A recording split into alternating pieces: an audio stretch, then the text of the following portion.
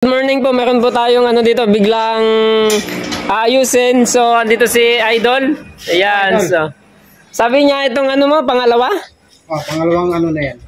Tangga. Paklas na. Nakalas siya. So, wala siya, nung binalik niyo walang ginamit na ganito? Wala siya. Yan lang ang kakaibang nakita kong bagong special tools. So meron po kasi tayo talagang ginawa dito na special tools. Teka lang. Teka lang. Meron sablay. Dapat yan. Napipisak. Teka lang. Luwangan mo. Lumampas kasi siya. So meron po kaming ginawa dito na pang special tools po talaga para sa mga shock. Para po may ilagay natin kahit na anong higpit ang gugustuhin natin. Ito. Luwangan mo pa. So, nag-convert tayo ng mga sabi nga, special tools na gagamitin natin para lang dito sa shock. Kasi nga po, nasanay na tayo sa mga shock na pinuputol po natin, di ba? Kaya nagkaroon tayo ng idea na gumawa ng ganito. Dapat yan sabay. Ay, nawalan sa alignment. Sige, okay na. So, naggawa tayo ng ganito. Okay.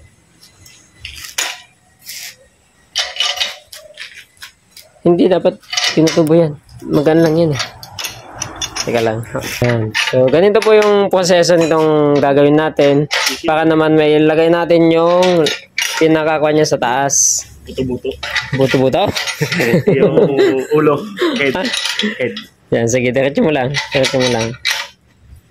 Galing, no? Easy. Kasi kung pinipisak mo lang yan, hindi mo makukuha yung higpit. Hindi mo mahigpitan na maayos. Talaga si Idol. Idea lang po ito. Try mo tools. I-try mo tools. Sabi mga tayo dyan, i-try mo technology. Okay na yan, siguro. Pwede mo nang ilagay ngayon yan. Ito. Yan, higpitan mo na kung anong gusto mong higpit ngayon dyan. Kunin ko ba yung goma? Hindi na. Saan yung goma? May goma pa ba? Sa ilalim. Hindi, ganun talaga yun. Niya yun? Shock absorber niya yun. Ba't saan ba nakalagay yun dati? Di ba doon dati yun? Isang taas. Hindi man siya makakalat talaga. Wala talaga siyang Ano yun? Shock absorber niya sa gitna. Ayan, ay maikot. Kahit na mabiglang shock siya, hindi sila higpitan mo pa siya ng konti. Tapos ipitin mo ng vice grip ngayon yun. Paluwang niya. Pero ilan na yung pumasok? Mahaba na? Tanggalin mo nga muna. Mahaba na. Mahaba na. Okay na yun. Yun na yung sagad. So, mahaba na po yung pumasok. So, yan na po yung sagad. Kumbaga dito yan kukontrahin kasi. Kunin mo yung tools at higpitan mo na dito. Yun na yun. Maglalak na dyan yan. Kunin mo yung 14 yata yan? O 15? Ando sa yung... 15 yata. 16. Ganyan yan. Ito nga, salamat sa 16. Kunin 16 doon sa labas. So, malaki na yung pumasok dito. Higpitan na lang ito. Yun, maglalak na to. So, ginawa po natin to kasi nga malimit tayong magputol ng mga shock.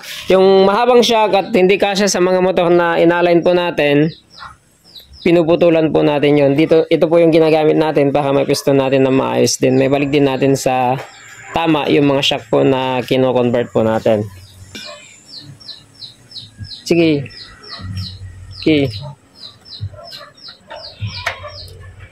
Okay.